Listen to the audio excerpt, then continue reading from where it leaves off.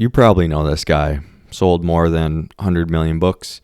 What you might not know is that his books were written on a DOS machine running WordStar 4.0, a VBA word processor. It dominated in the 80s thanks to its portability and what you see is what you get interface. But slow revisions, kludgy code, corporate drama slowed progress enough for Microsoft Word to dethrone WordStar as the corporate standard. And then failed merger, failed relaunch. It was abandoned in 1992. So it's been dead for over 30 years. So why does he still use it? Because it works. Well, I actually like it. I mean, it does everything I want a word processing program to do, and it doesn't do anything else. I don't want any help. I hate some of these modern systems where you type a lowercase letter and it becomes a capital. I don't want a capital. If I'd wanted a capital, I would have typed a capital. I know how to work the shit. Young carpenters might lose sleep comparing Milwaukee versus DeWalt. Young mechanics might compare gear wrench to Ryobi, but then these guys buy a set and then they use the tools until they die. We digital craftsmen, on the other hand, hey, we'll try 5 IDEs. We'll read 5 newsletters that compare them. We'll scroll Twitter to crowdsource opinions about them. We'll watch a 20-minute video comparing the top 10 IDEs of this year. We'll avoid shipping a release so that we can spend an afternoon trying another one. And then we'll do it all again the next week when a new one comes out. It's not about the tools. It's about what we create with them. Carpenters turn ideas into houses. They can do that with a hammer and a nail, or get fancy with a cordless track saw that has an attached vacuum bag. Writers translate ideas into words. They can do that with DOS running WordStar. They can do that with the Notes app, or even pen and paper. We coders translate ideas into code. We can do that with an agent window, VI and a keyboard, or codecs in our voice. Don't bring your girlfriend here. It's just you. When I'm depressed, These are good people who mean well, but they've lost the plot. They have the best tools, so ergonomic, aesthetic, optimal. So why do they never show up on these lists? Why do they have to try so hard to get our attention?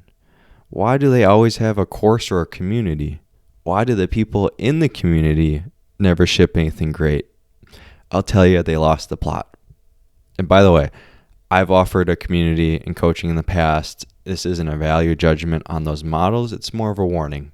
If someone's livelihood depends on convincing you that you need complex tools and methods that only they know about, be suspicious. These guys would never do that. Peter Levels kept writing vanilla HTML and CSS and Sublime text long after VS Code became the standard. His friends made fun of him for it. His followers never shut up about TypeScript and Docker. Yet he focused on his users long enough to generate 3 million ARR with this ancient stack. Rene Rebe codes in a single terminal with VI and only the basic motions. His customization involves changing the default font to Comic Sans, and that's it. This simplicity helps him focus on the code long enough to write a USB driver from scratch in 3 hours, which is insanely impressive considering the average attention span now is 47 seconds, by the way. If you have the best tool ever, but it's so noisy that you can't focus for more than a minute, how productive is it really? Setups, look at these.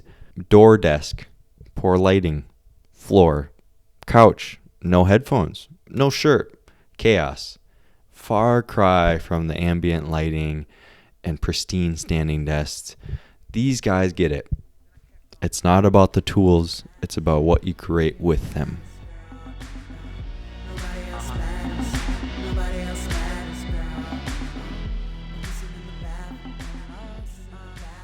So what's wrong with us? Why are we digital craftsmen losing the plot? I have a few theories. One, we're overwhelmed because there's just so many tools out there. 2, we underprice our time. Trying tools seems free, even though it's very expensive in terms of time and focus lost. 3, we're stressed. Companies like to promise that their tools can take away the pain, so we try it out. And finally, we're scared of rejection. The more we install and trial, the less time we ship and share. No one can reject us if we never ship in the first place. But Tyler, yeah, that all sounds good, but AI is actually different. Like, this is game changing here. We have to stay relevant. Yeah, occasionally a truly different tool comes along. It's so good you can't cling to the old stuff. Think computer versus typewriter. But between those paradigm shifts, there's a constant stream of, quote, new tools that'll appear. Each of them overhyping its benefits, downplaying its costs, and distracting you from your craft. The real risk is not getting left behind. The real risk is developing a greater allegiance to novelty than to your craft. You're only productive after you've helped someone else. Otherwise, it's just self-pleasure. Stop being romantic about the tool. Be romantic about helping others. Obsess over how you can publish consistently so that others can count on you. Obsess over how you can maintain that schedule while also increasing quality.